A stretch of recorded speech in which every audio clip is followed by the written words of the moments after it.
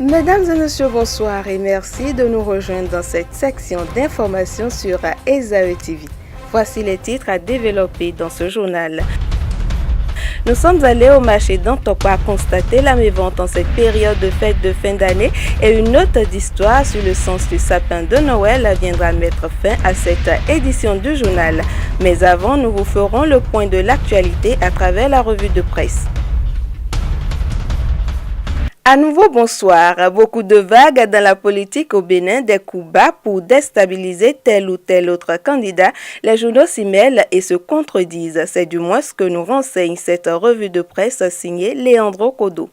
Pour faux en écriture et blanchiment d'argent, Patrice Talon rattrapé par l'affaire PVI Nouvelle Génération en Suisse, décrit Communal Info. Ce quotidien béninois précise que Bénin Contrôle avait opéré dans l'illégalité totale en encaissant près de 40 milliards de francs CFA de l'État béninois, alors que le dit marché avait été clairement notifié à la société suisse SGS. Encore un canular, rétorque le quotidien Le Matin, concernant la prétendue inculpation de Patrice Talon en Suisse. Le Progrès dénonce des manœuvres pour vilipender le candidat pendant que l'événement précis signale une campagne d'intoxication pour démobiliser la troupe de Talon. L'Express se demande pour qui roule Alexandre Rontondi, même si la candidature de Lionel Zissou sera bientôt officialisée par l'Alliance FCBE. Eugène Azatassou connaît déjà le prétendant unique des FCBE et relève l'indiscipline du trio rebelle.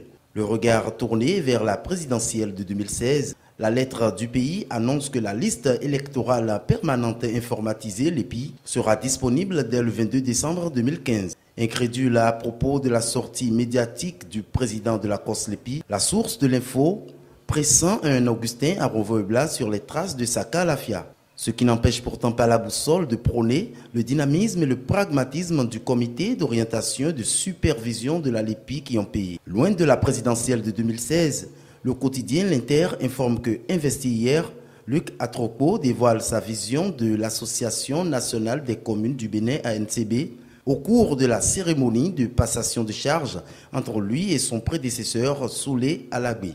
Une note de sport pour clore cette revue avec le quotidien L'Affiche du jour qui désapprouve le retour de Moucharaf Anjorin à la tête du football béninois. Le journal suggère que l'ancien patron des écureuils pense profiter de la crise qui secoue actuellement le sport roi au Bénin pour revenir à la charge.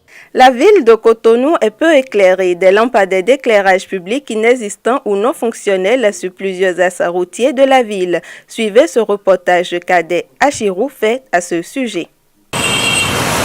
Cotonou, ville sombre. Les axes routiers de la ville ne sont pas éclairés. Les lampes d'éclairage public sont inexistantes ou peu ou pas fonctionnelles. Un fait qui rend la circulation nocturne pénible à Cotonou. Les usagers de la route déplorent la situation qui, à leurs yeux, n'est pas du tout commode.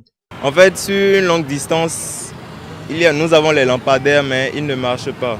Donc, œuvrons tous pour rétablir la lumière ici dans ce secteur pour éviter que des accidents se produisent à cause de ce déficit de lumière-là. Conscients de la gravité de la situation, les usagers de la route relativisent. Ils expliquent ce déficit d'éclairage à travers le non-suivi des lampadaires par les structures compétentes et habilitées. C'est juste des impressions de désolation, dans la mesure où je constate que la ville de Cotonou est éclairée par endroits. Et il revient aux autorités compétentes de veiller à ce que ce préjudice puisse être résolu. Les fêtes de fin d'année sont à l'orée et la sécurité des citoyens devient chose préoccupante. Les vendeuses de Dantokpa ne vendent plus parce que la clientèle aussi se fait rare. Comment se porte le panier de la ménagère en cette période de fête de fin d'année? Élément de réponse dans ce reportage signé Cadet Achiro. Le marché d'Antokpa, comme à l'accoutumée, s'anime bien en ce jour. Beaucoup de mouvements, beaucoup de marchandages, mais peu d'acheteurs. La morosité économique a gagné tous les secteurs d'activité et surtout celui du commerce. Du commerçant à l'acheteur, le refrain est le même. Dans le pays, il n'y a pas l'argent là. Je n'ai pas pu acheter tout ce que je veux, mais j'ai pu acheter un peu au moins. Aller au marché est presque un luxe désormais et pour ceux qui ont le cran de s'y rendre, le coût des produits défie leur pouvoir d'achat.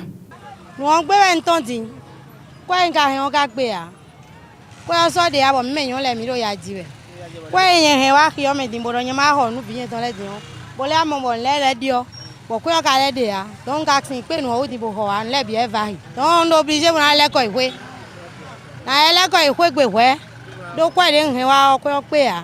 Le panier de la ménagère béninoise est donc vide en cette période de fête. Les sapins de Noël se vendent par milliers dans la ville de Cotonou, partout au Bénin, en Afrique et dans le monde. Dans les habitations, ces arbres de Noël servent de décoration des espaces de fête, surtout au mois de décembre. Quelle signification revêt cette représentation composée d'un arbre, d'une étoile, des guirlandes et des pommes rouges? Enoch Laradé a remonté le temps pour nous et voici l'histoire du sapin de Noël.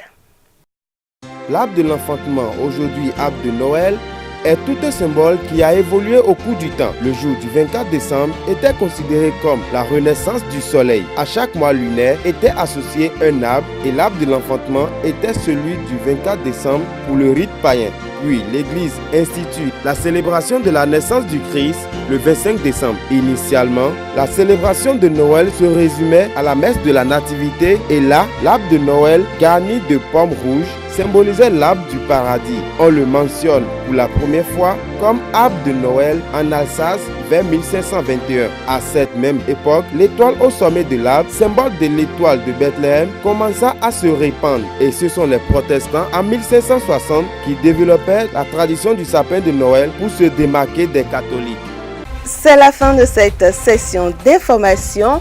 Merci de nous avoir suivis. Prenez le rendez-vous pour demain, même heure, même site, www.ezaetv.com.